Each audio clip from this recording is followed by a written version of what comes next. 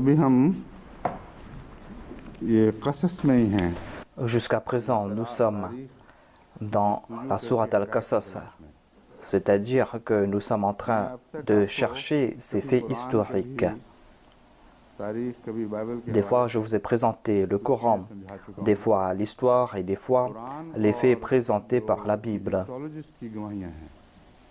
Il y a le témoignage du Saint-Coran et des égyptologues, et ces témoignages s'accordent.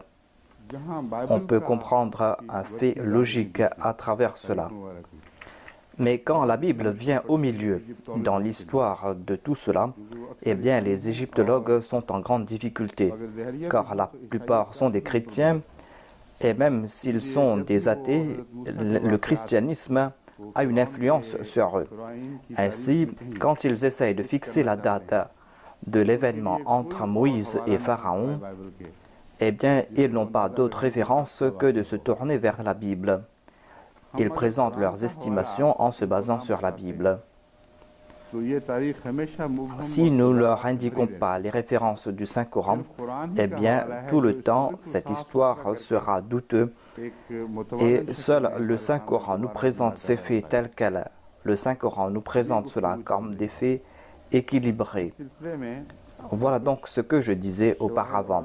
À ce sujet, je vais présenter quelques témoignages et on va comprendre cela clairement en fin de compte.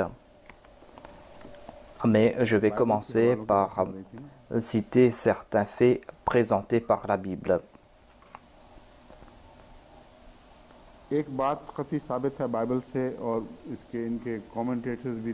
En tout cas, les commentateurs de la Bible ont accepté un fait, à savoir que si on accepte les faits présentés par la Bible, eh bien lorsque Moïse est retourné et lorsqu'il y a eu cet affrontement entre lui et Pharaon, eh bien selon la Bible, Moïse avait 80 ans.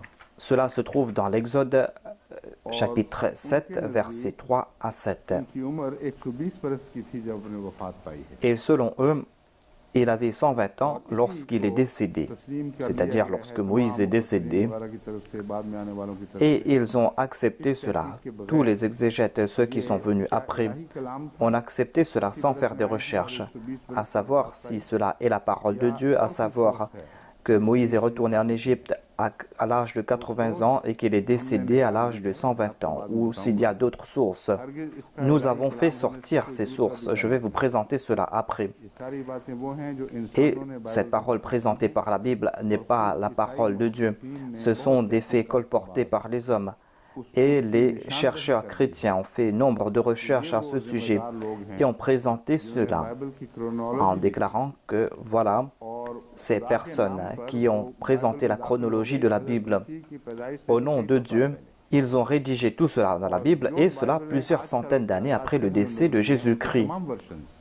Les Bibles qui sont disponibles aujourd'hui, eh bien toutes les versions de ces Bibles dans leur chronologie, c'est-à-dire ces faits historiques présentés par la Bible.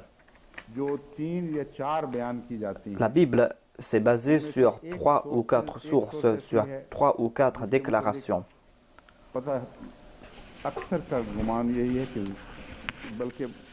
La majorité des chercheurs sont d'accord qu'une de ces sources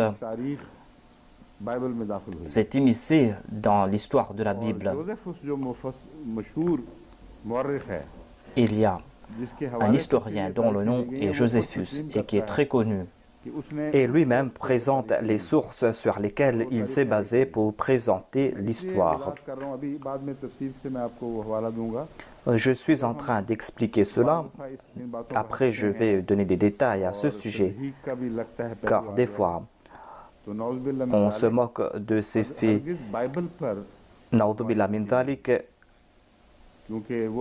On ne se moque pas ici de la Bible, car cela peut nuire à la foi. Il y a une partie de la Bible qui est basée sur la parole de Dieu. Certainement, cette parole de Dieu est soutenue par le Saint-Coran. Mais ces faits qui sont rejetés par le Saint-Coran, ou ces faits que l'histoire du Saint-Coran rejette, cette partie ne peut être considérée comme la parole de Dieu. Ainsi, nous nous basons sur cette hypothèse en disant que si nous considérons ces faits comme des légendes, eh bien nous avons ce droit. Mais nous devons soutenir cette hypothèse.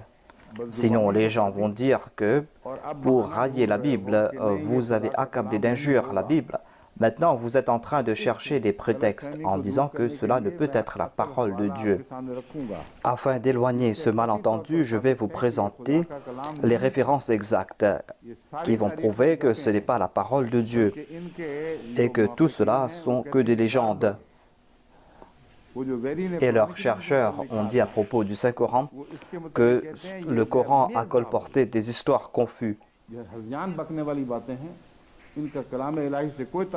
c'est-à-dire des histoires farfelues qui n'ont aucun trait avec la parole de Dieu. Ceux qui sont venus après ont raconté ces histoires, ont immiscé cela dans la Bible et nous sommes en train d'accepter cela. Et ils continuent à le faire. Ce n'est pas un péché de sourire face à cet état des choses. Na'udhu billah, on ne traite pas ainsi la parole de Dieu, mais ce sont là des paroles des hommes. Et c'est ainsi que nous sommes en train de traiter ces paroles. Et ces personnes n'avaient pas le droit de rédiger cela dans la Bible. Et au nom de Dieu, on est en train d'attribuer ces mensonges à Dieu, mensonges fabriqués par des hommes. Et leurs ulémas, leurs érudits ont accepté cela. Et nous aussi, nous avons le droit de rejeter cela. Voilà l'histoire qui nous fait sourire. Ce n'est pas l'histoire rapportée par Dieu, c'est l'histoire écrite de la main de ces hommes. Ils disent à propos de Moïse qu'il est décédé à l'âge de 120 ans.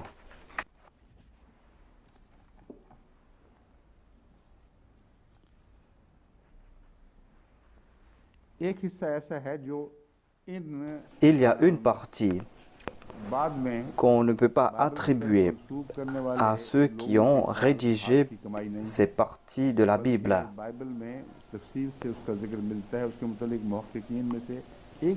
On trouve mention de ces explications dans la Bible et aucun chercheur ne déclare que cela n'est pas une partie de la Bible, mais que ce sont les gens qui sont venus après qui ont écrit cela.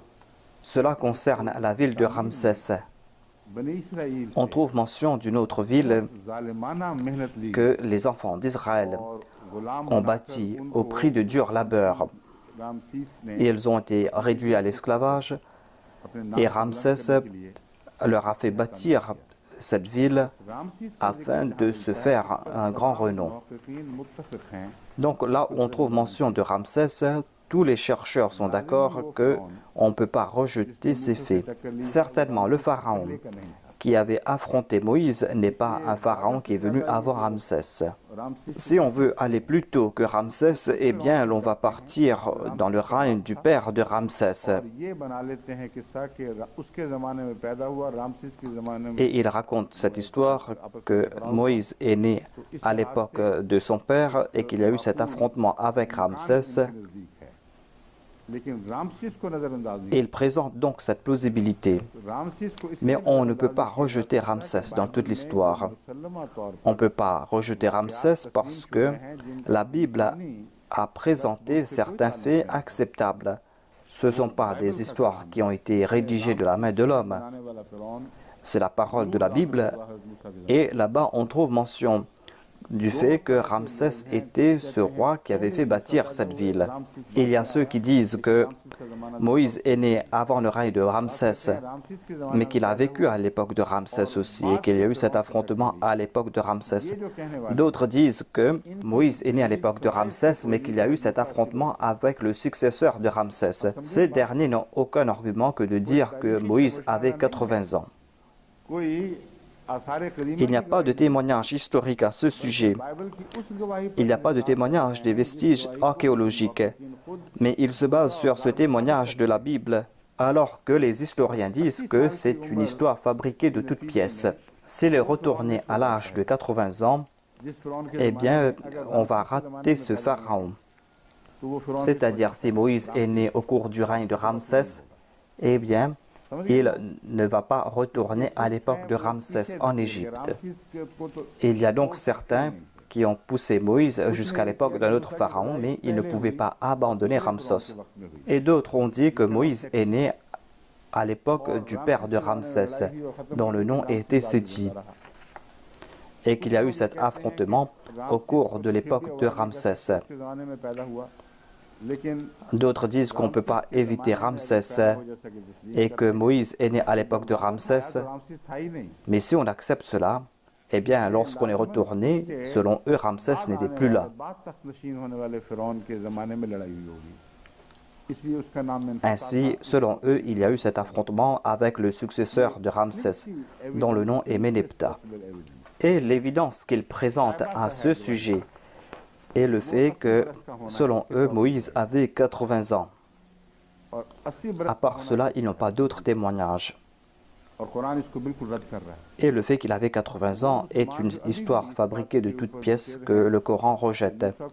Ces musulmans qui insistent qu'on doit pousser Moïse jusqu'à l'époque de Ménéptah, ces personnes sont en train de jouer entre les mains des non-musulmans.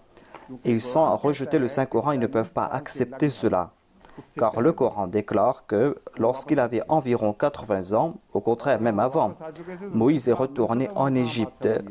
Et s'il était retourné en Égypte, où était Ménéptah à l'époque? Certainement, il est retourné à l'époque du règne de Ramsès.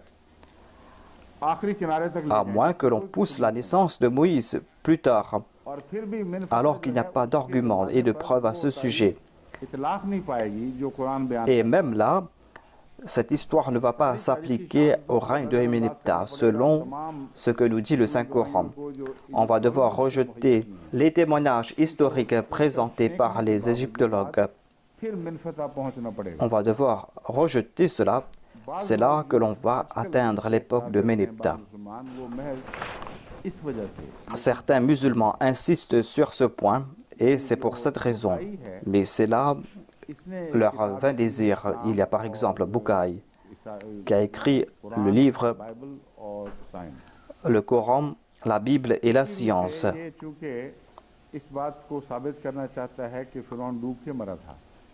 Il voulait prouver que Pharaon est mort noyé. C'est pour cette raison qu'il voulait le pousser jusqu'à l'époque de Ménéptah. Les autres scientifiques ont rejeté ce qu'ont dit Bukhari à propos de ses conclusions. Au contraire, il s'oppose à ses conclusions. M. Bukhari déclare qu'il a fait des recherches avec des scientifiques égyptiens.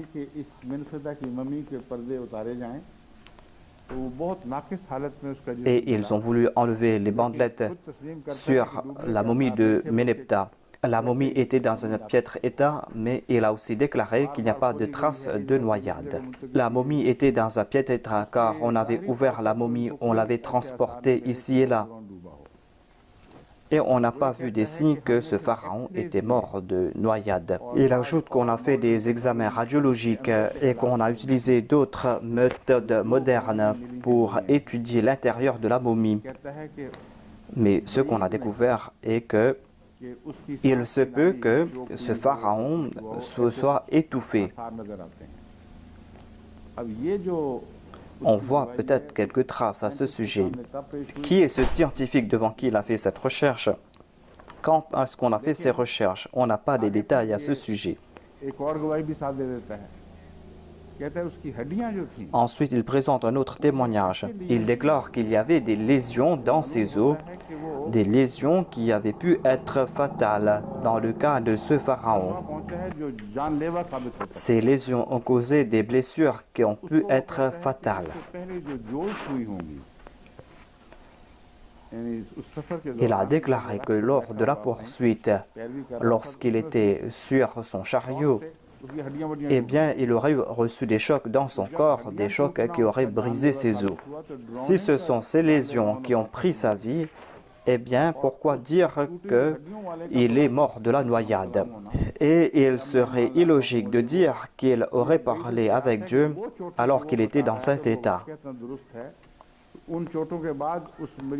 Si il a eu de telles blessures, eh bien, après de telles blessures, il n'aurait pas pu maintenir sa conscience pour parler avec Dieu, pour prier. Soit qu'il était sans connaissance en raison de ses blessures, ou soit qu'il était dans un état lamentable et qu'il ne pouvait plus se maîtriser et qu'il n'était pas conscient. Et ensuite, on n'a qu'un seul témoignage. Mais ce témoignage qu'il a présenté est contraire aux autres théories qu'il a présentées. C'est pour cette raison qu'il a dû fabriquer une autre théorie.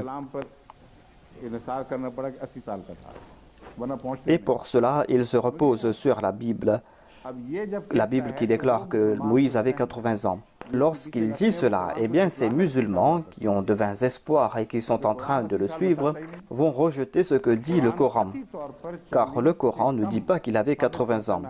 Le Coran nous présente l'âge de 40 ans ou de moins de 40 ans. Seul ce scientifique français, M. Bucaille, qui a déclaré que, selon ses théories, ce pharaon qui s'est noyé était Ménépta. Et nous ne pouvons pas accepter cela sans rejeter ce que nous dit le Saint-Coran. Il y aura une différence de 40 ans et attribuer cette différence au Saint-Coran, tout simplement pour soutenir la théorie de M. Bucaille. Cela est dénué de logique. Toute personne qui a la moindre once d'intelligence ne peut accepter ce point de vue. C'est-à-dire que puisque nous voulons prouver que le Coran dit vrai et qu'il était noyé, c'est pour cette raison que l'on se base sur une évidence douteuse et l'on rejette ce que nous dit le Coran, à savoir qu'il était retourné en Égypte à l'âge de 40 ans. Lorsque M. Bucaille se trouve en difficulté, eh bien, il présente d'autres témoignages. Il sait aussi que si nous acceptons qu'il est retourné à l'âge de 80 ans, eh bien, il n'a pas pu voir le règne de 3 pharaons. On pourra mettre la naissance de Moïse au cours de la première année du règne de Ramsès. Ramsès, quant à lui, a régné pendant 67 ans. Et Moïse avait 67 ans lorsqu'il est décédé, c'est-à-dire lorsque Ramsès est décédé. Et 13 ans après, il est retourné en Égypte. Et Ménépta est devenu roi tout juste après le décès de Ramsès. Et on dit que Ménépta a régné pendant 10 ans. Si on accepte ce témoignage de M. Bucaille, eh bien, Moïse ne s'est même pas présenté pour les obsèques du pharaon Ménépta. Au lieu de partir l'affronter, il est retourné en Égypte 3 ans après son décès. Et c'est sur sa tombe qu'il a pu parler avec lui.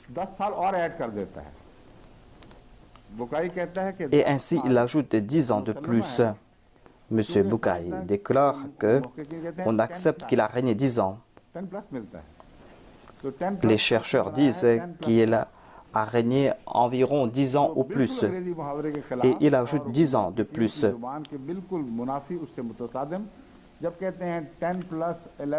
Et cela va à l'encontre des témoignages présentés par les chercheurs. Quand on dit un peu plus de 10 ans, cela veut dire 10 ans et quelques mois. Mais on ne peut pas pousser cela jusqu'à 20 ans. M. Bucaille lui a donné 10 ans de plus pour que Moïse puisse retourner, mais il ne restait que 7 ans. Au cours de ces 7 dernières années, il termine toute cette confrontation. Et pour cela, on va devoir changer toute l'histoire qui suit l'époque de Moïse. Mais la conclusion que l'on doit tirer est que pour prouver que le Coran dit la vérité, et c'est ce qu'il a dit, le Coran dit la vérité, c'est quelque chose de louable, nous acceptons cela.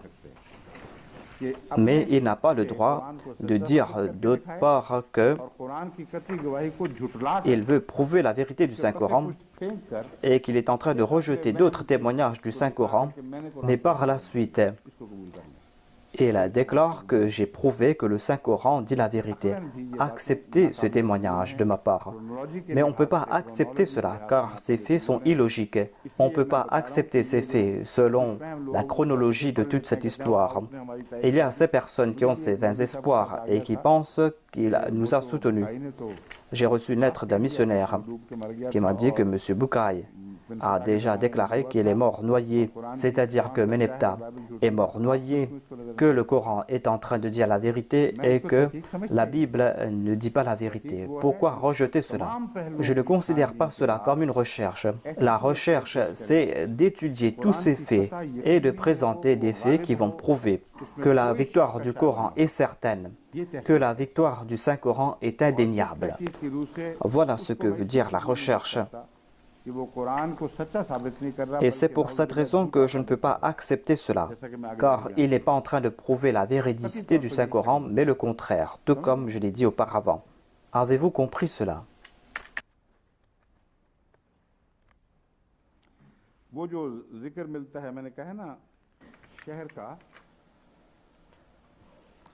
On trouve mention de cette ville à ce sujet dans la Bible. Il est dit « Et l'on établit sur lui des chefs de corvée afin d'accabler de travaux pénibles. C'est ainsi qu'il bâtit les villes de Pithom et de Ramsès pour servir de magasin à Pharaon. » Concernant la construction de la ville de Ramsès, certains historiens disent qu'il y avait déjà une ville à la place où l'on a bâti cette ville dont le nom est Ramsès. Ainsi, il serait erroné de dire que c'est le pharaon Ramsès qui a bâti cette ville. Il désirait bâtir cette ville parce que il y avait d'autres personnes qui portaient le nom de Ramsès. Mais si on acceptait cela, eh bien, on va retourner 200 ans en arrière. Et cela va rendre confus toute l'histoire qui a déjà été établie. Ainsi, pour faire croire que ce ne sont pas eux qui ont bâti la ville de Ramsès et que la ville de Ramsès existait auparavant, on va devoir rejeter le témoignage des égyptologues et on va devoir fabriquer cette histoire pour nous faire croire que Moïse est né en 1400 au lieu de naître en l'an 1290. Et on va devoir repousser encore plus loin la date de l'avènement du prophète Joseph. Et on va dire que Joseph était le contemporain d'Abraham. Peut-on donc accepter cela? Tous les chercheurs occidentaux ont réfléchi à ce sujet. Et lorsqu'on a présenté ce point de vue a été accepté. Mais maintenant, on a rejeté ce point de vue.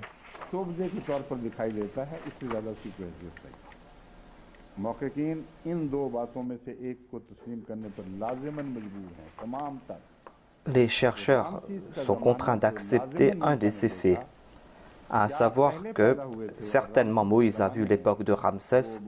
Est-ce qu'il est né avant cette période? Cet affrontement est-il arrivé à sa fin à l'époque de Ramsès ou est-ce qu'il est né au cours du règne de Ramsès ou est-ce que l'affrontement a eu lieu à l'époque de Méneptah?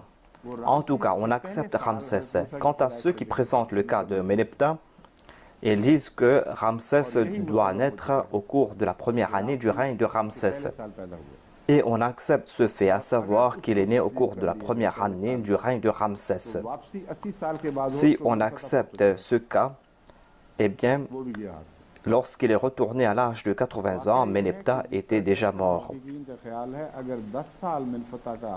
La plupart des chercheurs ont présenté ce cas, à savoir si Méneptah a régné 10 ans, eh bien, Moïse est retourné après son décès, 3 ans après le décès de Méneptah. Alors que le fils de Méneptah n'était pas là non plus. Lui aussi a régné 1 an avant de mourir. Et le petit-fils de Méneptah a régné pendant 6 ans. Ainsi, 3 ans sont déjà passés. Est-ce qu'on peut accepter qu'il y a eu cet affrontement au cours de ces 3 ans et qu'il y a eu tous ces incidents, alors que le règne de son petit-fils est très douteux? Et dire qu'il était ce pharaon de l'affrontement, eh bien, ce sera le comble de l'ignorance. On ne peut pas aller plus loin que le règne de Méneptah. L'âge de Moïse dépasse le règne de Méneptah. Personne n'a le droit de fixer ces dates. On doit chercher des faits tangibles à ce sujet. Le Saint-Coran nous présente ce principe en disant que lorsque ces gens présentent ces faits, demandez-leur est-ce que ce sont des histoires farfelues ou est-ce que cela a été mentionné dans un livre. Voilà le principe à suivre. Ainsi, il n'y a que deux livres. Il y a soit la Bible ou soit le Coran. Si on accepte la Bible, on voit que Moïse avait 80 ans lorsqu'il est retourné. Si vous acceptez 80 ans, eh bien, Ménéptah était déjà mort. Moïse est retourné 3 ans après son décès. Si on accepte ce que nous dit M. Bucaille, on va devoir rajouter 10 ans de plus. Mais sur quoi se base cette addition? Mais cette période n'a duré que très peu de temps. On ne voit pas cet affrontement. Et il est dit que Ménéptah est parti à l'extérieur pour lancer des attaques et il a déclaré qu'il a anéanti les enfants d'Israël. Lorsqu'il parle avec Hadrat Moussa, il évoque sa peur. Il demande à Hadrat Moussa de prier pour qu'Allah enlève ses malheurs. Et c'est là qu'ils vont accepter. Ensuite frappe un fléau et un autre fléau. Il n'a même pas l'occasion de sortir hors de l'Égypte pour anéantir les enfants d'Israël. Il y a plein de contradictions dans ces histoires présentées ici et on ne peut pas accepter de tels faits. La plus grande preuve, c'est qu'on ne peut pas arriver jusqu'à la période de Ménéptah sans rejeter ce que nous dit le Saint-Coran. Et toute personne qui honore moindrement le Saint-Coran ne peut avoir ce courage. Je vais prouver par des faits historiques que les déclarations du Saint-Coran sont vraies et que les autres faits présentés sont erronés. Nous acceptons certains faits présentés par la Bible et nous rejetons d'autres. Mais quel droit avons-nous de le faire? Je vais présenter des arguments afin que les gens ne pensent pas que nous sommes en train de changer ces histoires arbitrairement et que nous sommes en train d'accepter certains faits bibliques et de rejeter d'autres. On ne questionne pas ici le fait que l'on parle de Ramsès. On trouve mention de Ramsès dans la Bible. On trouve mention de cette ville. On a déjà découvert ces vestiges archéologiques. Comment pouvez-vous dire que cette histoire a été fabriquée de toutes pièces? Certainement, nous sommes contraints d'accepter que la ville de Ramsès a été bâtie à l'époque de Moïse. Et aucun chercheur ne dit le contraire à ce sujet, à savoir que c'est une histoire fabriquée de toutes pièces. Sinon, d'où vient toute cette ville? Mais je vais vous présenter les dates. Ce n'est pas pour rien que j'ai rejeté certaines dates, mais il y a des témoignages clairs à ce sujet. Les dates présentées par la Bible ont été fabriquées de toutes pièces, sont loin de la réalité, n'ont pas trait à la parole de Dieu. Les scribes ont présenté certaines dates selon leurs estimations et cela est entré dans la Bible. Je vais présenter ces preuves et ces arguments par la suite. La Bible déclare que les enfants d'Israël partirent de Ramsès pour Sukkot. Ainsi donc, il y avait cette ville qui existait. La ville Sukkot existait déjà et ils ont émigré là-bas. Ils étaient environ 600 000 hommes, sans leurs enfants. Et en tout, ils étaient 3 millions qui étaient sortis. Une multitude de gens de toute espèce montèrent avec eux. Ils avaient aussi des troupeaux considérables de brebis et de bœufs. Toute cette multitude est sortie du delta. Ce fait ne peut être accompli même pas par une armée moderne qui marche rapidement. Ici, on trouve mention de 3 millions de personnes avec leurs troupeaux, leurs bœufs et leurs brebis. Ils n'auraient pas pu parcourir ce delta. La majorité d'entre eux auraient été noyés.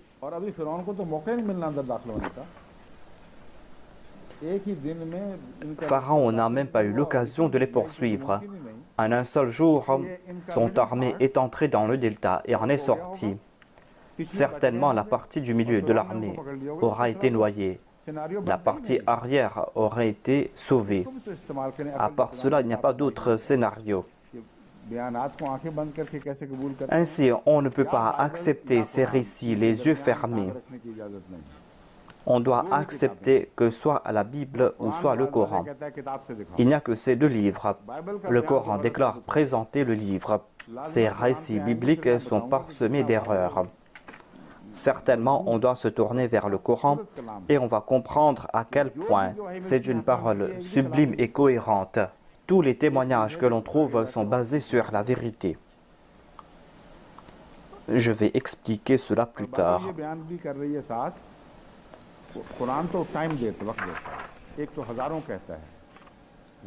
Le Coran nous présente le fait qu'il y avait des milliers de personnes, et pas plus, qui ont traversé le delta. Et le Saint-Coran déclare que c'était pendant la nuit. Tout le monde dormait. Ils ont pris des précautions afin de ne pas éveiller l'ennemi. C'est ainsi qu'ils ont traversé la mer, où ils ont traversé le delta. Savez-vous ce que dit la Bible? La Bible déclare qu'ils sont sortis de Ramsès et tous les enfants d'Israël sont passés devant les yeux des Égyptiens et sont partis avec fierté. Que faisait Pharaon à l'époque? S'il devait poursuivre les enfants d'Israël, il les voyait devant eux. Faire sortir 3 millions de personnes n'est pas quelque chose de facile. Il les aurait anéantis. Attendait-il le moment où il allait se noyer? À savoir que lorsqu'il y aura cette possibilité que je me noie, que je vais sortir. Il est dit que les enfants d'Israël sont sortis pendant la journée, mais combien d'heures restait-il avant d'arriver au delta? Ils n'auraient pas pu parcourir toute cette distance en un seul jour, d'un point à un point avec leur troupeau. Faites les comptes et vous allez constater que ce que je dis est une chose impossible, à savoir que 3 millions de personnes avec leur troupeau aient pu traverser la mer ou cette rivière, alors que certains marchaient lentement. Mais la Bible réduit cette période. La Bible déclare qu'ils sont sortis au milieu de la journée et sont arrivés là-bas en fin d'après-midi. Même s'ils auraient couru, comment accepter ce fait, à savoir que 3 millions de personnes avec leurs troupeaux auraient pu traverser la mer et que Pharaon est venu par la suite? On ne peut qu'accepter ce que nous dit le Saint-Coran, à savoir qu'ils étaient quelques milliers lorsqu'ils sont sortis de leur maison, tout effrayés en raison de la mort. Ils n'étaient que quelques milliers et pas plus.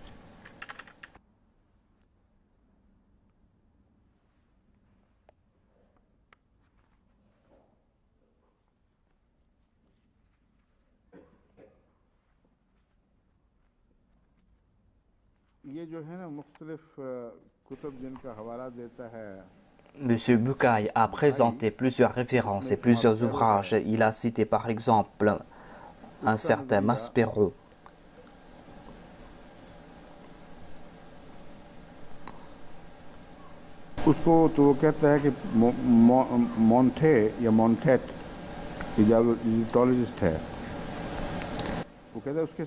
Il y a un égyptologue qui a présenté certains faits. Il a dit qu'en sus de lui, il y a très peu de personnes qui ont présenté ou qui ont étudié ces deux possibilités. Depuis quelques années, on a fait des recherches, mais tous présentent une seule opinion.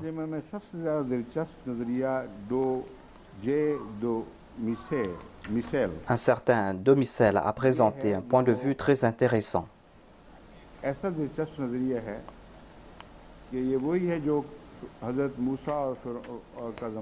Il présente l'époque de Moïse avant cette période. Et il nous présente Pharaon avant cette période.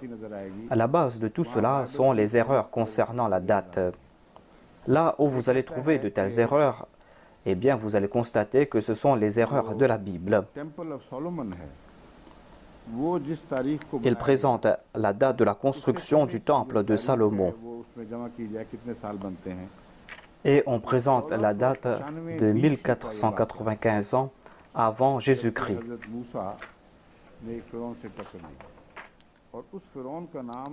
quand il y a eu cet affrontement entre Moïse et Pharaon.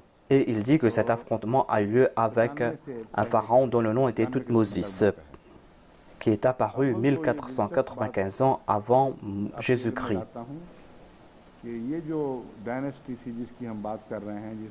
On est en train de parler de cette dynastie de pharaons, parmi lesquels il y a Séthi et tous ces pharaons. C'est à partir de cette dynastie qu'on a utilisé le terme pharaon. Auparavant, on ne donnait pas le titre de pharaon à ces rois. C'est là le miracle du Saint-Coran comparé à la Bible. Est-ce que la Bible les qualifie de pharaons?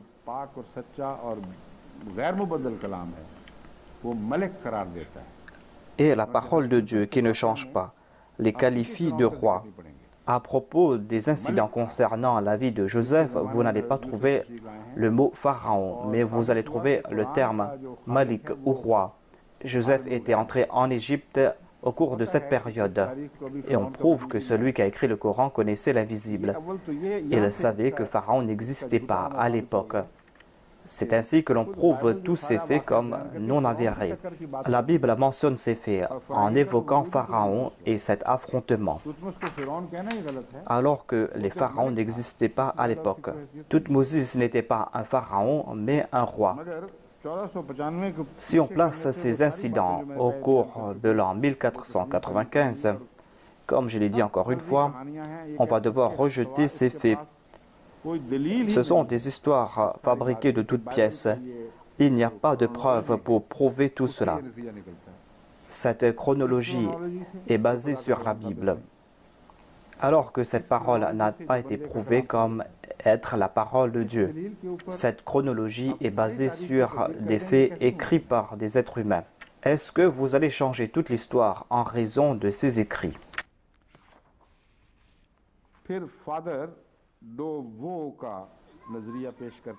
Et M. Bucaille présente le point de vue du père Deveau. Nous avons étudié ses ouvrages et il est plus proche des vérités, le père Deveau.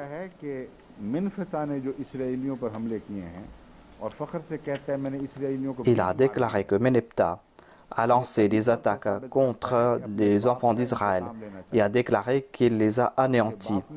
Il voulait tout simplement venger son père. Son père avait été humilié entre les mains des enfants d'Israël. Il avait beaucoup souffert, tout comme l'a déclaré le Saint-Coran en Dubun Hassana. Moïse était son ennemi et Moïse l'a fait souffrir beaucoup.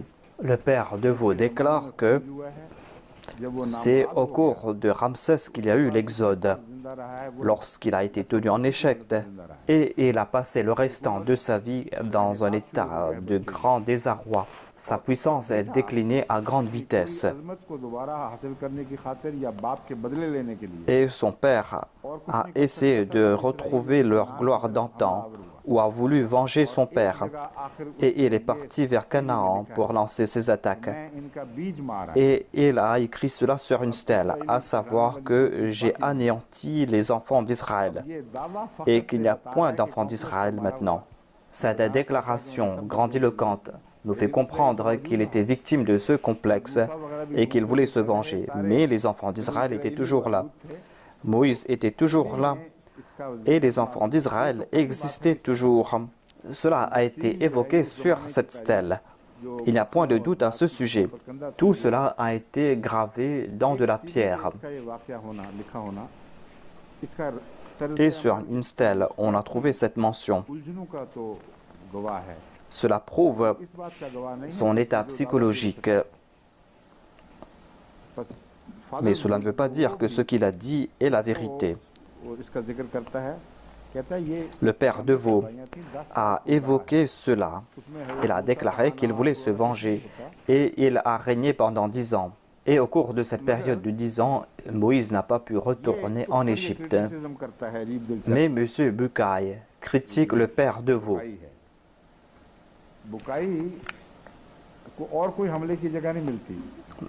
Bucaille n'a pas lancé d'autres attaques.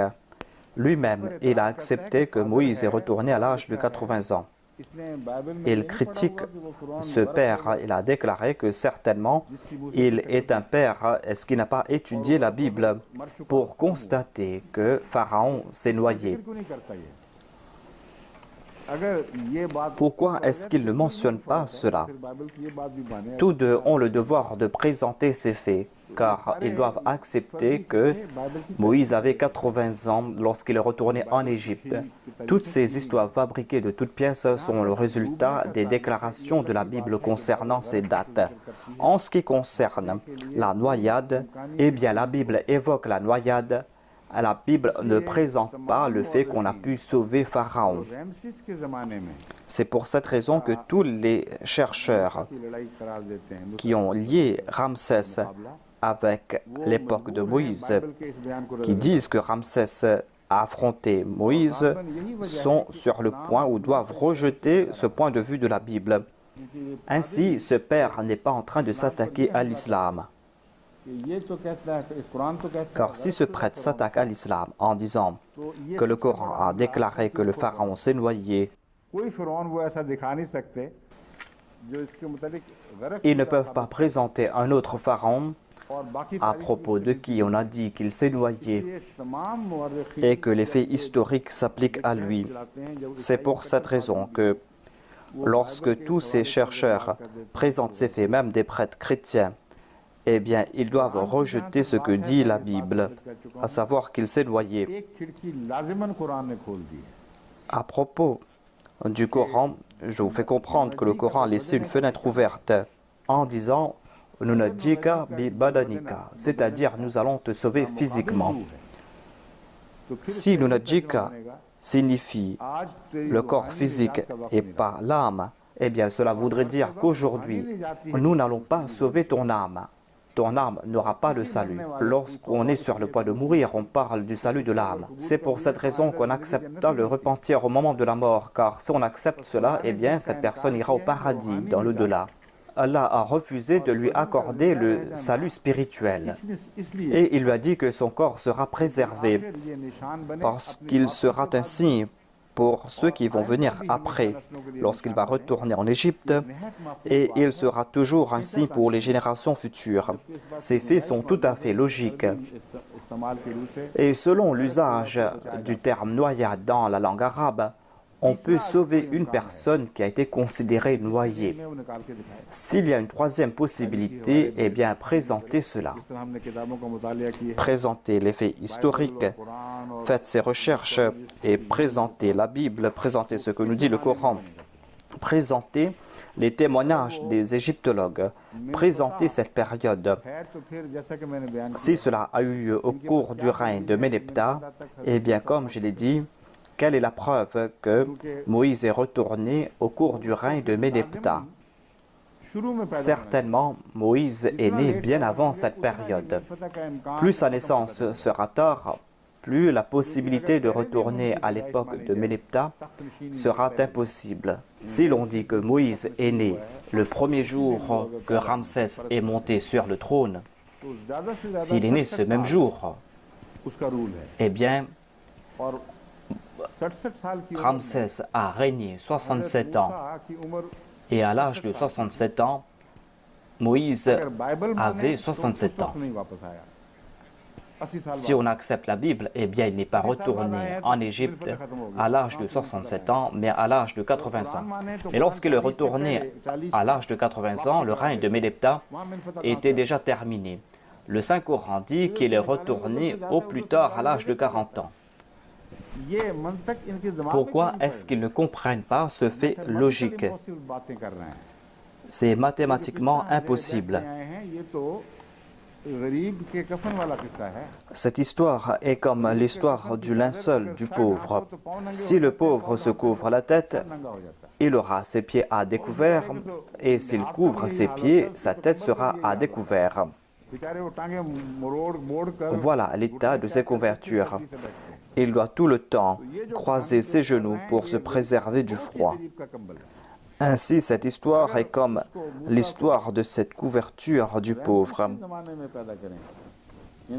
Si on dit que Moïse est né à l'époque de Ramsès, c'est-à-dire selon eux, eh bien, ils vont devoir dire que Moïse est né le premier jour du règne de Ramsès. Et ils ne pourront pas atteindre la période présentée par la Bible. Et ils ne pourront pas non plus atteindre la période fixée par le Saint-Coran. Ainsi, présentez votre preuve. Quelle preuve allez-vous présenter ici?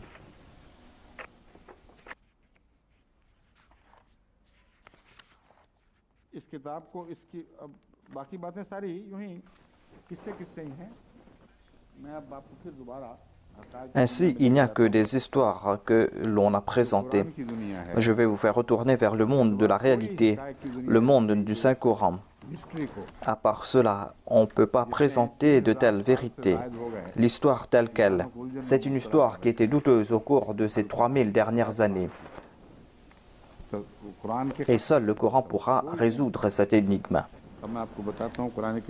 À part l'histoire présentée par le Saint-Coran, on ne pourra pas comprendre cela. Je vais vous présenter les versets du Saint-Coran.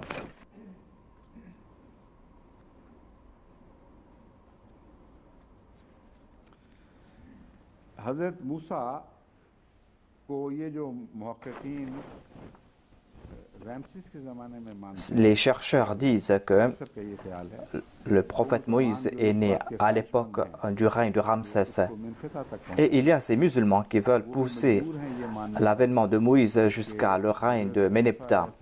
Et ils sont contraints d'accepter eux aussi que Moïse est né au début du règne de Ramsès. Voilà ce que disent tous les historiens. सफ़र है मिदियन की तरफ। On dit que Moïse a voyagé jusqu'à Madian alors qu'il avait 25 ans. क्यों ये कुरान से इस्तेमाल हो रहा है, बताऊंगा क्यों। Pourquoi cela? Cette conclusion est tirée du Saint-Coran. वो 8 साल की मुद्दत पूरी Parce que le Saint-Coran déclare que lorsqu'il a rempli les conditions, à savoir qu'il est resté là-bas 8 ans, immédiatement, खुद पर होते ही il a demandé la permission de partir. ये अपने कुदरत से और Quand il a complété cette période, il a demandé la permission pour partir et il est parti de là-bas. तलाश भी नहीं की थी। Et au cours de ce voyage, को पहाड़ पर बुलाया, il cherchait un endroit pour vivre et c'est là que Dieu l'a appelé vers le mont et Dieu lui a accordé le statut de prophète. Avez-vous compris cela? Ou plutôt, à quel âge peut-on être choisi comme prophète? साल के बाद जो 40 साल Selon notre connaissance, généralement, 33 साल के on est choisi comme prophète après 30 ans इससे पहले के et on dit aussi que certains prophètes ont été choisis à l'âge de 33 ans. ये पुख्तगी एक ऐसी पुख्तगी जरूरी Mais le Coran nous fait comprendre पुख्तगी से जायद qu'on doit atteindre l'âge de la maturité, un âge qui dépasse la maturité normale. Quran Karim C'est pour cette raison que lorsque Moïse a reçu l'ordre de partir voir Pharaon, le Coran n'a pas dit que nous attendions que ce Pharaon décède pour que nous envoyions Moïse. Le Coran dit à propos de Moïse que nous attendions qu'il atteigne le niveau requis pour être un prophète. Le Coran déclare à ce sujet, कि हमने तुझ पे क्या क्या एहसान फरमाए। le Saint-Coran est en train d'évoquer les faveurs accordées à Moïse. Et à ce sujet, Allah déclare is औहैना इला उम्मिका मा यूहा। ऐ मूसा हमने तेरी माँ की तरफ वो वही की। إِذْ أَوْحَيْنَا إِلَىٰ أُمِّكَ مَا يُوحَىٰ. वो क्या है? Ô Moïse, nous avons révélé ceci à ta mère. उसको इसमें डाल, En aqdhifi fi tabout, ये जो c'est-à-dire de le placer dans le panier. Allah n'a pas parlé ainsi parce que Dieu, na'udhu billah min dhalik, bégaye lorsqu'il parle. Dieu s'est adressé à Moïse comme Moïse lui-même parlait auparavant. ज़ाहिरी तौर पर हज़रत मूसा के तर्ज़ कलाम को नहीं अपनाया, बल्कि इसमें गहरी हिकमत है। क्योंकि महज Dieu n'a pas adopté la manière dont Moïse parlait, कलाम को अपनाना अल्लाह ताला et c'est contre la gloire de Dieu que de parler comme une personne pour se moquer de cette personne. अनेक फिर ताबूत क्यों नहीं फरमाया? Dieu a déclaré anexéfé fihi. Pourquoi est-ce qu'il n'a pas dit anexéfé fi tabout? फिर इसको डाल दे इसमें। Ensuite, il est dit, place-le dedans. ये जो तर्ज है ये आम On parle ainsi de temps en temps. On s'arrête après avoir prononcé un mot pour réfléchir. अल्लाह ताला के लिए तो ये नामुमकिन था। Voilà donc comment Moïse parlait. Dieu ne parlait pas ainsi, mais en tout cas, il y a des points subtils ici, à savoir que voilà comment parlait le prophète Moïse. Moïse lui-même disait qu'il avait un cheveu sur la langue. Et Pharaon disait la même chose, à savoir qu'il bégayait. Comment peut-il être un prophète? Mais cela ne suffit pas. Cela va à l'encontre de la gloire de Dieu.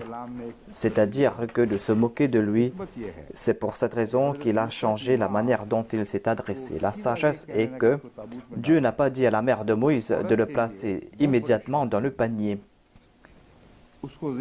Ce sera un grand choc pour cette femme. On devait préparer mentalement cette femme. Tout d'abord, il est dit « Fihi ». Et elle était en train de penser que je dois le placer quelque part. Ainsi, Dieu l'a préparé mentalement pour cette tâche. Ensuite, il est dit « Fit tabout ». Et elle a compris que Dieu désire que je place cet enfant dans le panier. Tout comme pour protéger une mère d'une grande tristesse, petit à petit, on l'informe concernant le décès de son fils. C'est ainsi que, pour préserver la mère de cette grande tristesse que de la mort de son enfant, Dieu lui a parlé petit à petit avec des pauses. Ensuite, il est dit « Faqzi fihi ».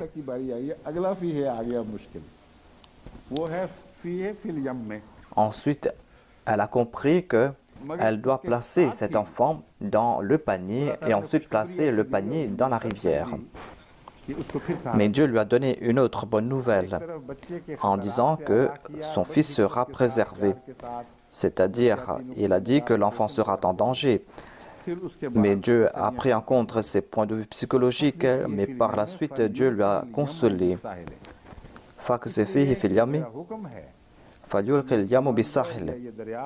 Voilà l'ordre qu'a donné Dieu. Il a dit que cette rivière va porter ce panier vers le rivage. Les vagues ne vont pas engloutir ce panier. Ce panier va atteindre la rive. En entendant cela, voyez comment le cœur de Moïse s'est renforcé.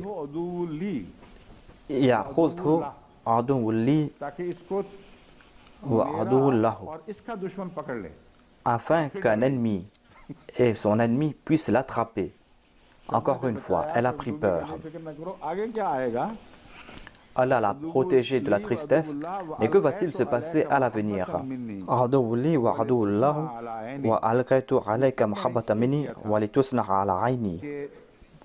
J'ai fait tout cela afin que je puisse mettre mon amour dans ton cœur. Je suis en train de te dire tout cela. Nous avons mis notre amour dans ton cœur, afin que tu puisses grandir devant mes yeux.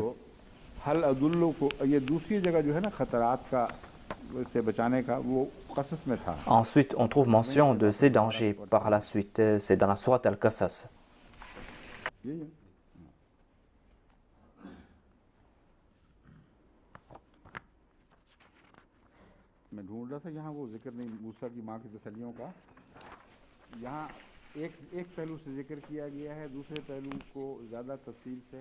On trouve la mention de la consolation qu'on avait accordée à la mère de Moïse, et cela a été évoqué dans la sourate Al-Qasas aussi.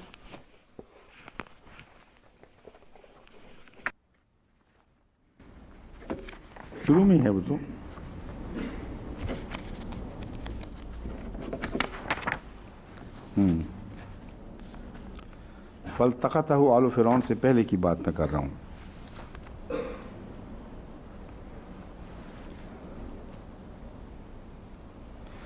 वो औहैना इला उम्मे मूसा अन अर्दई है, ये तो अर्ज़ही वाला आ गया है वाक़या।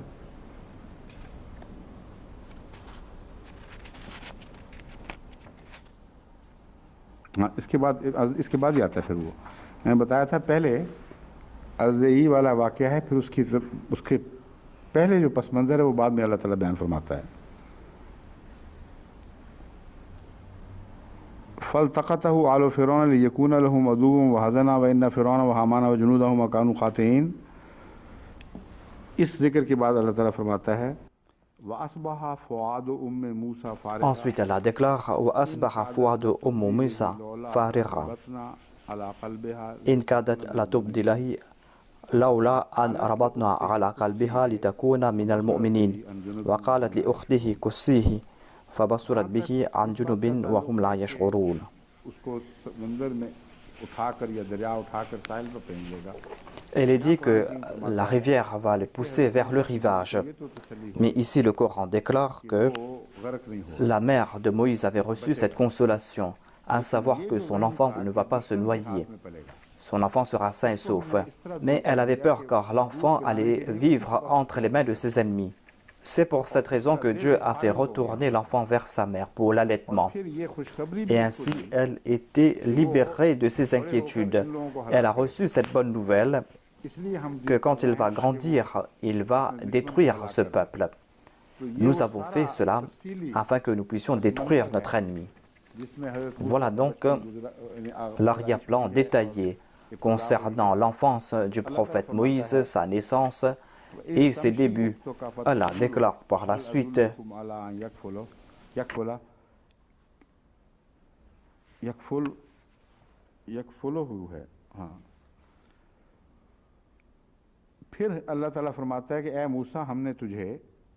Ensuite, Allah déclare que nous te faisons ce rappel. Souviens-toi quand ta sœur a marché à côté de toi sur la berge.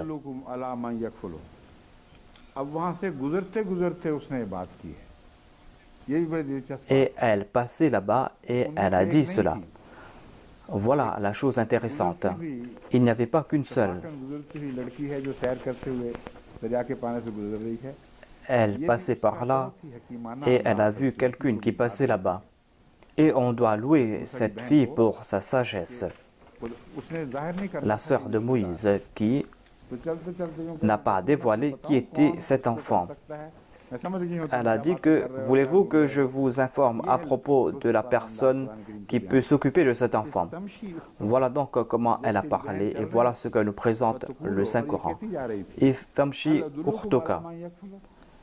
Elle marchait, elle disait, voulez-vous que je vous informe à propos d'une personne qui pourra s'occuper de cet enfant? Les gens ont porté attention concernant ce que disait sa sœur et ensuite elle a rapporté tout cela.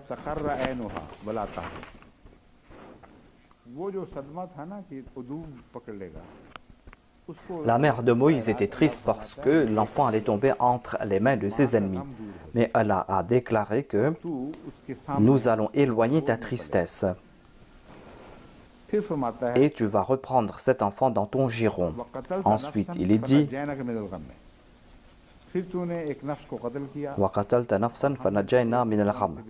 Dieu s'adresse à Moïse en disant que tu as tué une personne et nous t'avons libéré de cette tristesse et tu as émigré.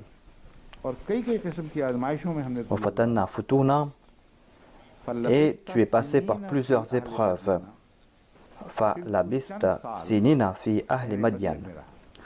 Et tu es resté quelques années parmi les gens de Madian.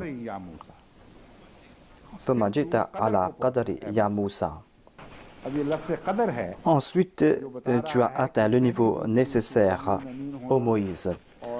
Le niveau nécessaire nous fait comprendre que auparavant il était Qawiyun Amin, mais il n'avait pas atteint le stade requis. Physiquement, il était robuste, il était brave, mais auprès d'Allah, il n'était pas prêt pour être choisi comme prophète.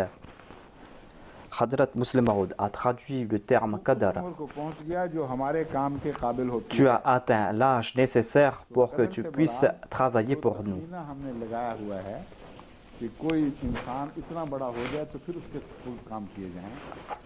Qadar signifie que lorsqu'une personne va atteindre l'âge nécessaire, c'est là que cette personne pourra travailler pour la cause de Dieu.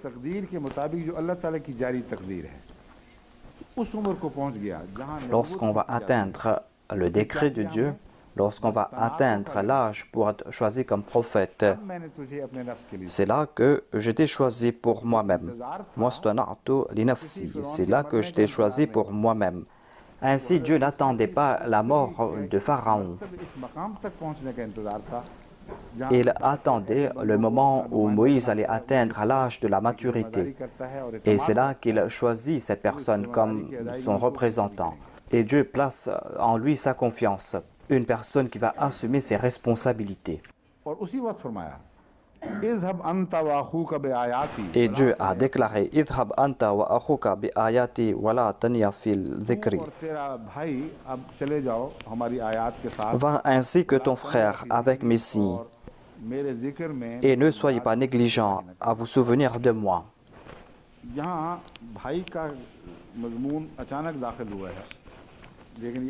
Ici, on trouve soudainement la mention du frère, tout simplement parce que les détails ont été évoqués ailleurs dans le Saint-Coran. Quand le Saint-Coran évoque un même incident dans plusieurs versets, dans plusieurs endroits, apparemment, on est en train de mentionner la même chose, mais il y a une différence. Et ici, on trouve mention du terme Qadr, le fait que Dieu avait choisi Moïse. Voilà le point central de ce récit ici.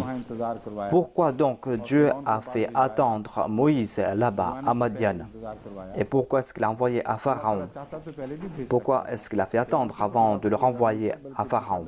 Dieu aurait pu envoyer Moïse à Pharaon et Dieu n'avait pas peur de Pharaon. Ainsi donc, c'était le même Pharaon, le Pharaon que craignait Moïse. Il est retourné en Égypte. Et Allah a déclaré que je t'ai choisi comme prophète et moi j'ai la responsabilité de protéger le prophète. Et tu n'as pas à avoir peur de lui. Si l'infâme était déjà mort, pourquoi le Coran n'a-t-il pas dit que Pharaon est mort et que tu peux retourner et que tu n'as pas à avoir peur de lui? Dieu n'a pas donné une seule indication qu'il est mort. Dieu a dit que je suis avec toi.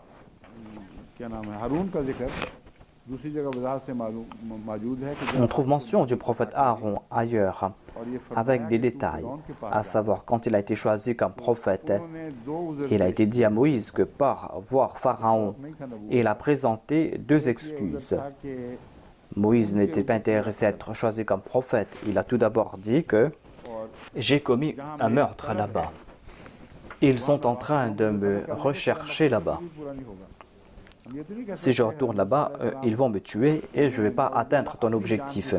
Je ne dis pas que Moïse voulait tout simplement sauver sa vie. C'est pour cette raison qu'il a dit cela. Et elle a pu dire que comment est-ce que je pourrais atteindre ton objectif? Tu m'as choisi comme prophète, mais tu es en train de m'envoyer là-bas alors qu'ils veulent me tuer.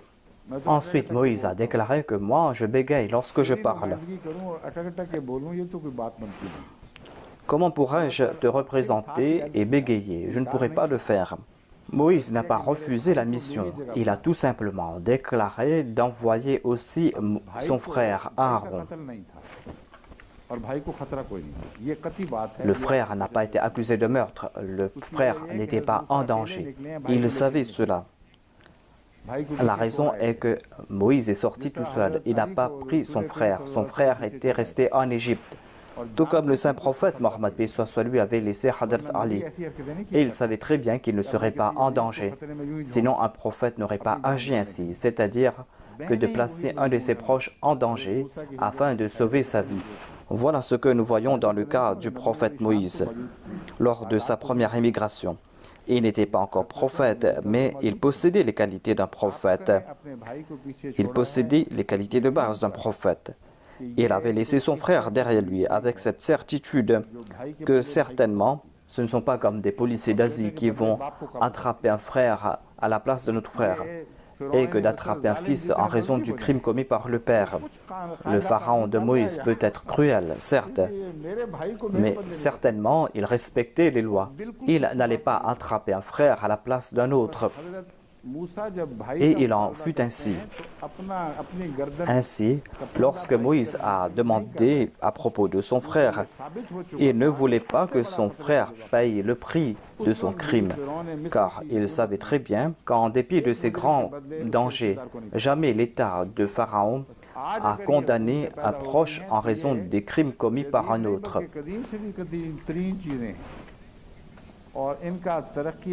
Ainsi, ces lois existent depuis fort longtemps et c'est une preuve de leur progrès. Dans aucune société civilisée, on commet ce crime, à savoir que quelqu'un a commis un crime et que l'on condamne ses enfants, ses proches, ses pères.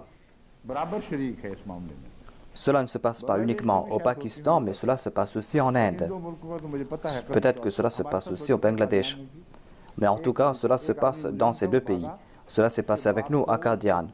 Il y avait un coupable qui s'était sauvé, mais par la suite, on a attrapé son père et ses proches et on les a jetés en prison en disant que s'ils viennent, c'est là qu'on va les libérer. On doit louer Pharaon quand même. Certes, il était cruel, mais il respectait la loi quand même. Ainsi, quand Moïse a été certain que Aaron ne sera pas touché, c'est pour cette raison qu'il a présenté cet argument, à savoir que d'envoyer son frère. Et Allah a déclaré que je vais faire de lui un prophète, mais je vais t'envoyer toi. Vous allez partir tous deux et vous allez parler à Pharaon. Quand Moïse est parti voir Pharaon, la chose intéressante est que les soucis de Pharaon étaient vains et la parole de Dieu était vraie. Aaron était silencieux dans un coin et c'était Moïse qui parlait. De temps à autre, le Coran évoque les propos tenus par Aaron. Il n'est pas dit qu'il était silencieux, qu'il était muet. Lui aussi, il parlait. Mais c'était Moïse qui représentait Dieu. C'était Moïse qui présentait ce message. C'est lui qui portait ce fardeau. Et il n'avait aucune crainte. Cela veut dire que Dieu lui avait accordé cette grâce. Lorsque l'homme est choisi pour une tâche grandiose, eh bien, ce bégaiement disparaît. C'est quelque chose qui a été prouvé.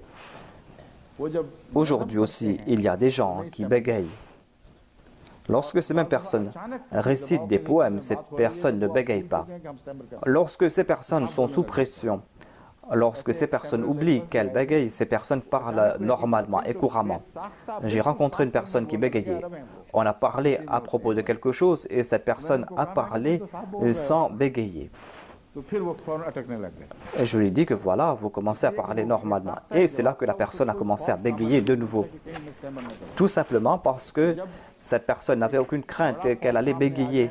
Elle parlait couramment. Lorsqu'il y a une peur, c'est là que la petite peur disparaît.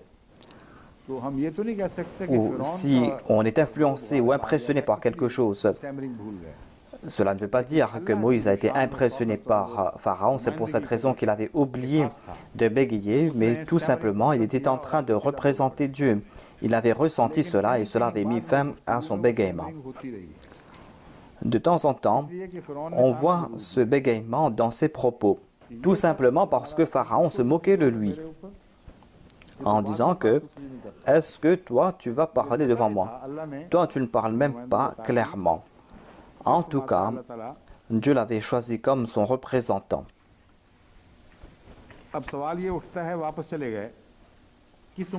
Quel âge Moïse avait-il lorsqu'il est retourné en Égypte? Le Saint-Coran déclare qu'il était robuste lorsqu'il avait frappé cette personne et l'avait tuée. Le Saint-Coran déclare que lorsqu'il était à Madian, il était robuste, il était fort, il avait atteint l'âge de se marier. Il avait environ 25 ans. Et le Saint-Coran déclare que lorsqu'il a complété la période de 8 ans, il est retourné. Et cela prouve sans l'ombre d'un doute qu'il était retourné à l'époque de Ramsès et non pas à l'époque de Ménéptah, le successeur de Ramsès. Le Saint-Coran déclare que lorsque tu as atteint le niveau requis, nous t'avons fait retourner. Et après 8 ans, il avait atteint le niveau requis. 25 plus 8 fait 33. Et aucun érudit musulman ne peut rejeter le fait que l'on peut être choisi comme prophète à l'âge de 33 ans. 33 ans débute la période de la Naboua. On peut être choisi entre l'âge de 33 et 40 ans. J'ai fait des études concernant le prophète Abraham et on peut comprendre à la lumière du Saint-Coran qu'il avait 50 ans lorsqu'il a été choisi comme prophète. Il n'est pas essentiel d'atteindre l'âge de 40 ans. On peut être choisi comme prophète 10 ans auparavant ou 10 ans après 40 ans. Ainsi, il n'y a pas de débat à ce sujet. Voilà le scénario que j'ai présenté. Si on accepte qu'il est parti là-bas à l'âge de 25 ans, eh bien, il avait 33 ans lorsqu'il a été choisi comme prophète. 25 plus 8 fait 33 ans, et à 33 ans, Moïse est retourné. Il est retourné à l'âge de 33 ans parce que Dieu attendait afin de l'envoyer rapidement. Dieu attendait son envoi. Dieu avait déjà choisi qu'il serait un prophète, mais il n'avait pas encore atteint l'âge de la maturité pour être choisi comme prophète. Dès qu'il a atteint l'âge de la maturité, Dieu l'a envoyé. L'engagement de 8 ans était selon le décret de Dieu. Il est resté là-bas pendant 8 ans. Il était occupé là-bas. Il a eu des enfants. Il devait se marier là-bas afin qu'il puisse se renforcer. Après le mariage, on est encore plus mature.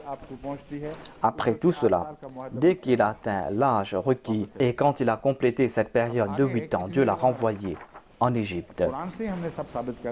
Combien de temps est-il resté en Égypte? On a prouvé tout cela du Saint-Coran. Tout cela est évoqué dans le Saint-Coran. Lorsque les chercheurs étudient la Bible pour trouver ces dates concernant le fait que Moïse s'était retourné en Égypte et combien de temps il est resté en Égypte, eh bien, ils se retrouvent en grande difficulté. Ils n'arrivent pas à fixer la date. Selon la teneur de la Bible, l'on pense que tous ces miracles se sont succédés au cours d'une semaine. Mais le Saint-Coran nous présente une longue période et que ces miracles sont étendus sur une longue période d'après les changements climatiques et qu'il y a eu des périodes creuses et qu'il y avait aussi ces périodes où on avait prié. La Bible aussi évoque la prière, mais d'après sa teneur, l'on pense que tout cela s'est passé rapidement. Et les chercheurs n'arrivent pas à fixer la période pendant laquelle Moïse est resté en Égypte. Je demande au groupe de recherche de faire des recherches à ce sujet. Mais en tout cas, nous voyons des indications très claires dans le Saint-Coran.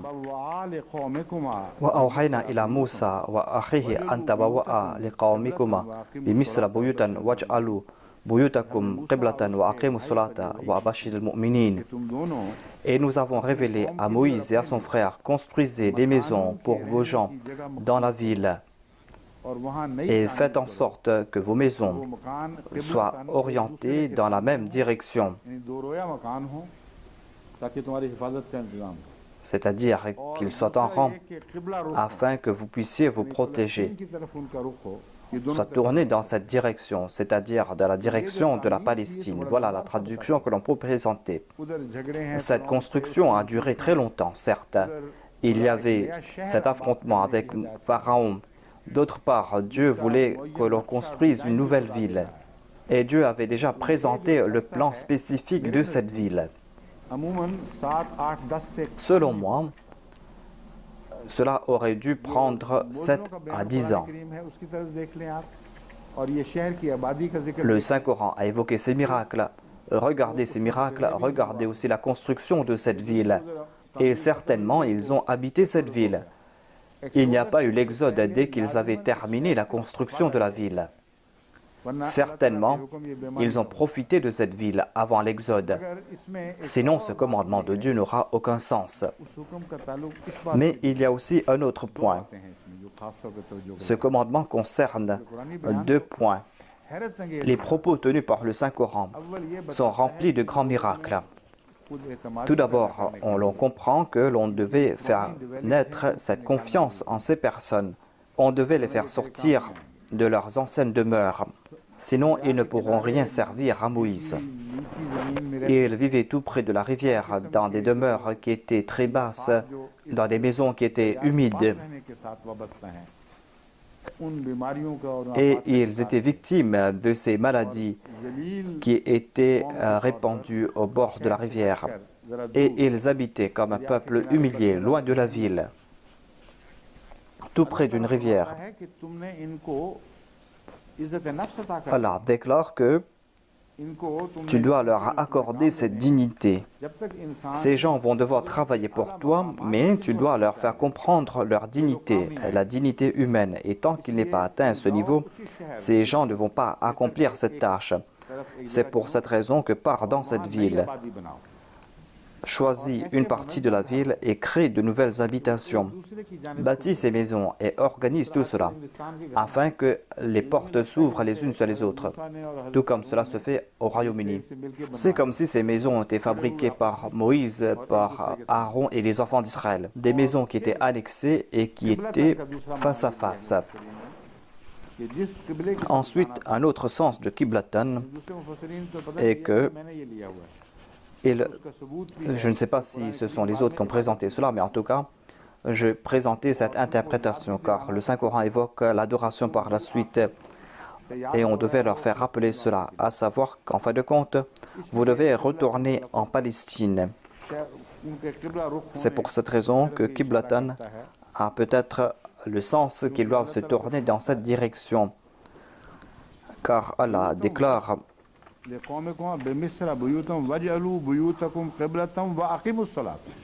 Waj'alu buyutakum qiblatan wa aqimus salata.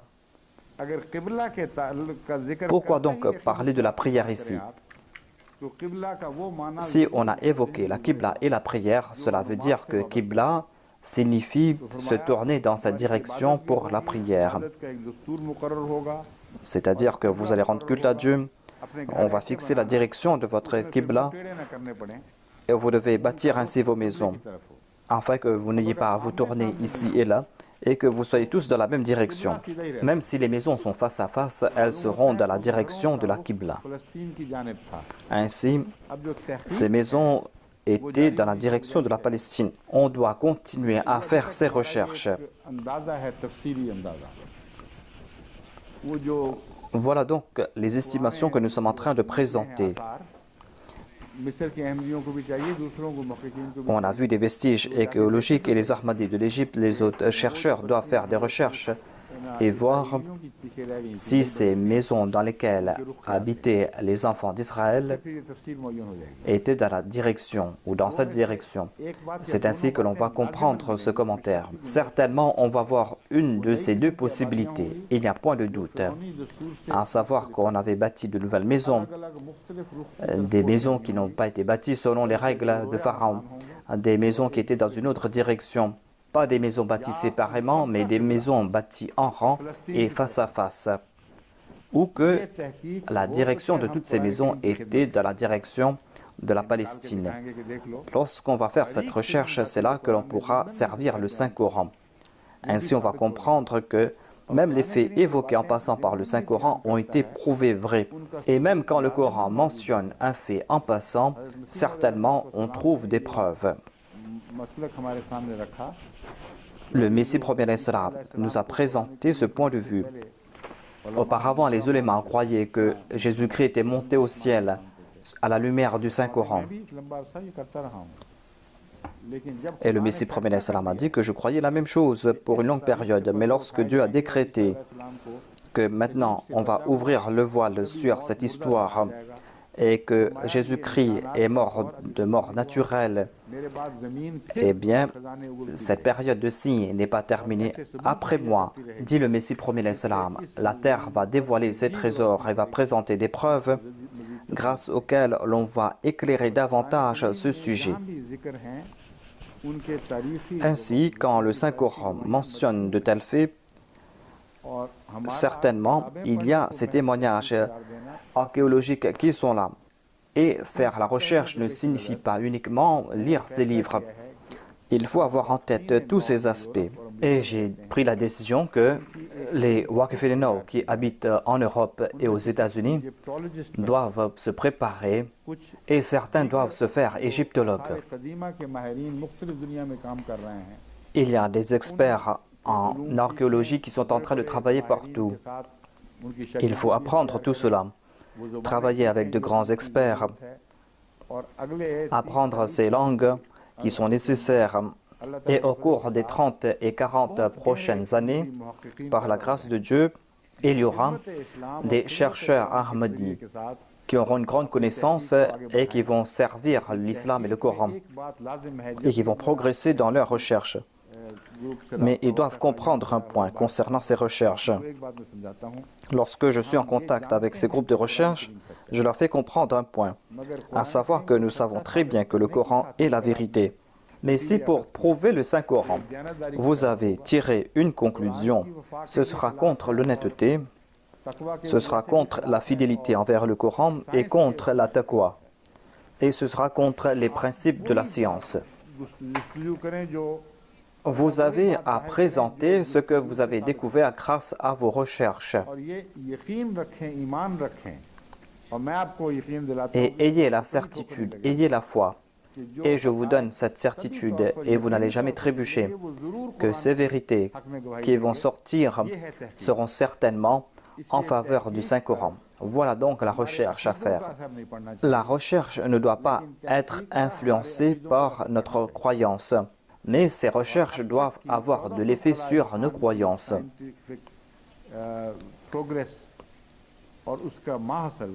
Et tout le progrès scientifique qu'on a fait au cours de ces 1400 ans, tout le progrès qu'on a fait dans les domaines de la science témoigne que tout ce que l'on a découvert était toujours en faveur du Saint-Coran et jamais contre le Coran. Les 1400 dernières années sont en train de témoigner en notre faveur. On ne peut pas rejeter cela et avoir cette peur. Attention que nous découvrions quelque chose qui sera contre le Coran. C'est pour cette raison que l'on tire ses propres conclusions d'abord.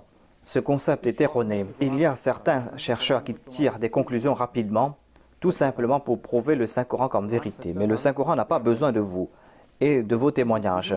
Le Coran est déjà vrai. Faites des recherches uniquement. Et là, vous allez trouver un témoignage, apportez-le. Mais ne tirez pas vos propres conclusions. Pour tirer ces conclusions, il faut être ferme dans sa foi et on a besoin du soutien de Dieu. Et je suis en train de vous faire comprendre cela. Lorsque vous allez faire des recherches, comme je suis en train de le dire, eh bien, ne tirez pas des conclusions hâtives. Présentez-moi la somme de toutes vos recherches. Inch'Allah, je vais vous aider afin que vous puissiez suivre les voies qu'il faut suivre tout en respectant la recherche afin de servir le Coran. N'essayez pas de faire de grands bonds. Ce sont les amirs qui doivent faire ces décisions concernant la nouvelle génération. L'amir Sahib du Royaume-Uni est devant moi et quelqu'un avait dit que lorsque je parlais à propos du sommeil, eh bien, il était endormi. Et les gens ont ri. Je suis en train de dire qu'il est éveillé et qu'il est en train de m'entendre. Regardez les Waqf-e-Nau. Mettez sur pied un comité qui va étudier leurs qualités, leurs aptitudes et voir jusqu'à quel point qui peut être prêt à faire ces recherches, qui a cette capacité, qui peut accomplir ces tâches et qui possède ces qualités naturelles.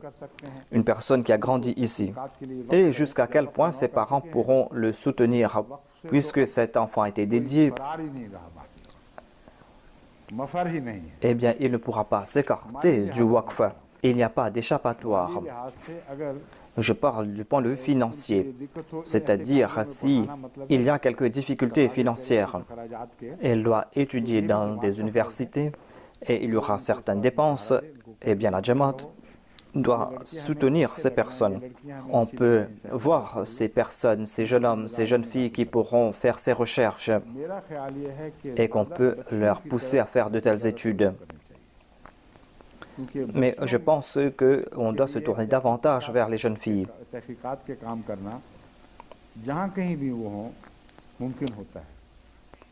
Car les jeunes filles pourront faire ces tâches, faire ces recherches là où elles sont. En ce qui concerne ces recherches dans des livres, en ce qui concerne l'étude de ces langues, l'étude de ces sciences, le fait de comprendre cela, eh bien, les jeunes filles peuvent faire davantage, car nous n'avons pas besoin de ces jeunes filles pour des tâches administratives.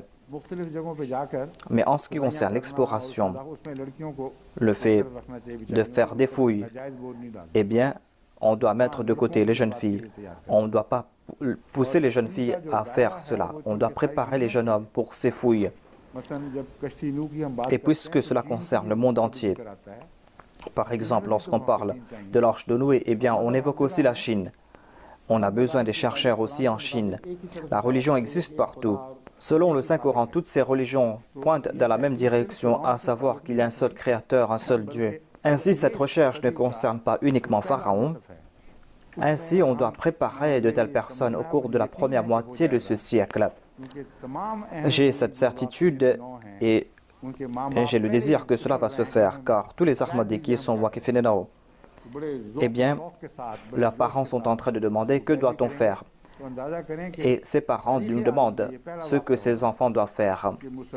C'est la première fois dans l'histoire du monde que cela se passe ainsi, à savoir que les chercheurs musulmans vont étudier en Occident, d'après les sciences de l'Occident, et vont faire ces recherches dont les conclusions vont être en faveur de l'islam et du Saint-Coran. Et ainsi on pourra rejeter les concepts erronés. Puisqu'il ne me reste pas beaucoup de temps, et il me reste beaucoup de choses à dire à propos de Pharaon.